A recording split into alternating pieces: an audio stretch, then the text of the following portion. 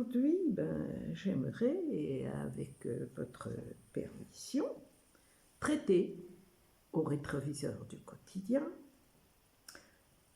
de la banalité du mal et de la prospérité du mal. Oui, du mal. Du mal. Champ et objet de ma réflexion.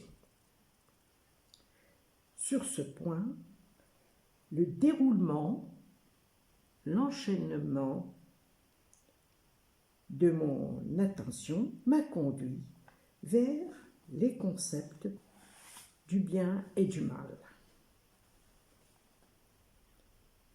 Depuis nos origines connues, nous le savons, nous sommes condamnés à nous mouvoir et à agir dans cette éternelle division, ou plus exactement, entre cette opposition du bien et du mal. Selon les circonstances, tous les êtres humains sont disposés à faire le mal.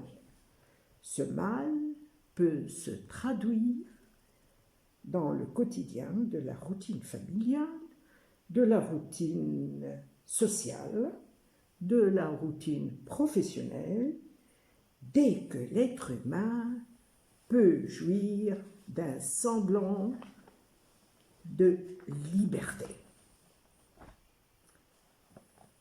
Mais autorisez-moi de revenir aux droits de l'homme qui, tels les mirages ensorcelants, auxquels nous y avons cru, pour pouvoir échapper et afin d'éluder ce mal, l'éviter en faisant l'éloge de la responsabilité.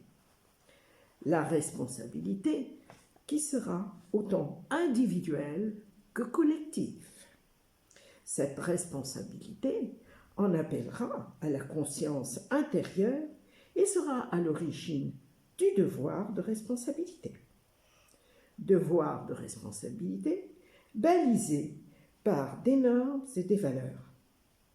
Des valeurs qui seront également de nature spirituelle. Et donc, dans le contexte de cette lutte, il est impératif, il est fondamental, il est inéluctable et absolu de soulever des interrogations morales.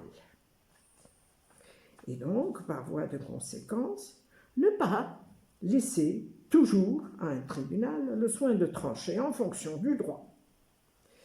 Mais qu'en déduire lorsque les vecteurs de l'actualité reprennent certaines déclarations traitant notamment de la sélection?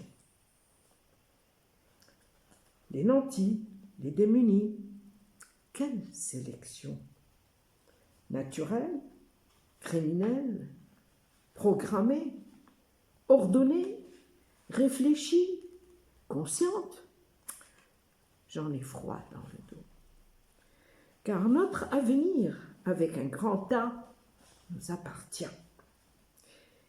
Et nous avons le pouvoir de l'imaginer dans la dimension du socle commun des valeurs et principes de la morale universelle.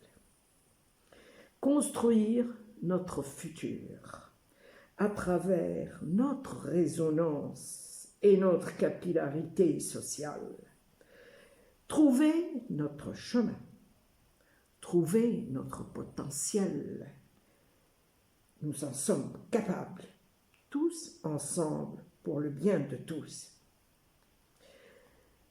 La légitimité des soulèvements suite à l'assassinat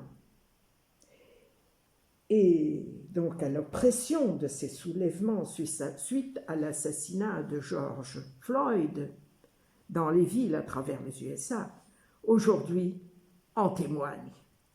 Et cela dépend, et cela depuis plus de 72 heures. Donc, des exemples, nous les vivons quotidiennement. Trouvons notre chemin. Merci de me suivre, Chérifa.